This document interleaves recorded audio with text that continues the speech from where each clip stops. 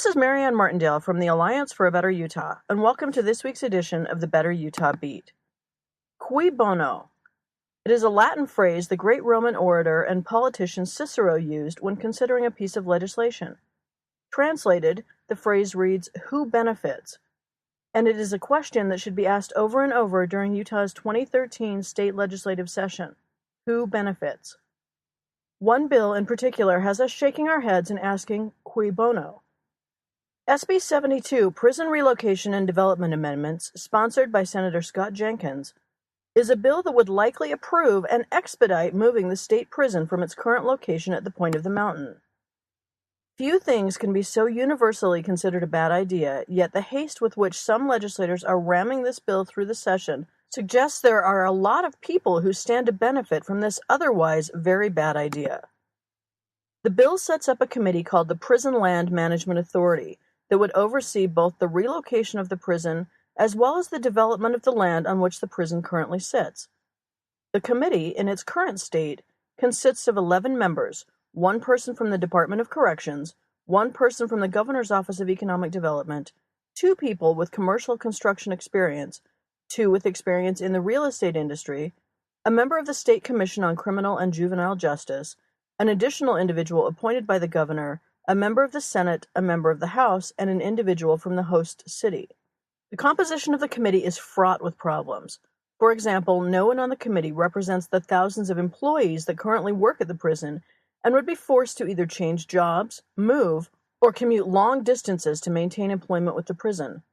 The committee also includes a significant number of people from industry who could stand to benefit financially from changing the location of the prison. And lastly, the formation of the committee makes no homage to bipartisanship. Both the state representative and state senator appointed to the committee will be appointed by Republican leaders, the Speaker of the House and the Senate President. Jenkins insists that the greatest benefit will come to the state, not individual developers or landowners, through a widened tax base. For Jenkins, the land on top of which currently sits our state's prison could be a cash cow for our state's general fund by way of increased tax revenues. But it was only a few years ago, while Huntsman was then governor of the state, that a commission found that transferring the prison would be a terrible idea, costing the state hundreds of millions of dollars. What's different this time around? In committee hearings, Jenkins has said that the commission that he headed was tasked 20% about moving the prison and 80% about developing the property. By taking into consideration the economic value of the property, relocation becomes a no-brainer, again, according to Jenkins. However, we return again to the question, cui bono?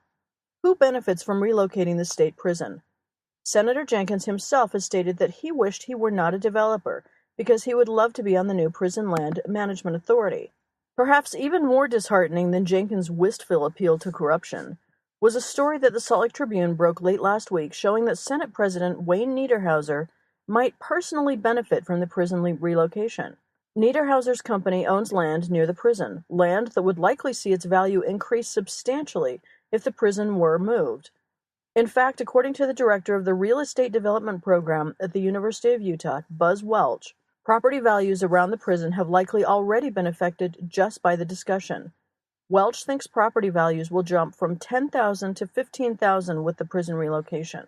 Add Niederhauser to the list of state leaders, Attorney General John Swallow, Lieutenant Governor Greg Bell, who couldn't see a conflict of interest if it bit them in the butt. With 2 weeks left in the legislative session, it looks like Jenkins' bill may likely pass, but that doesn't mean we should stop asking who benefits. This is Maryann Martindale with the Alliance for a Better Utah with this week's edition of the Better Utah Beat.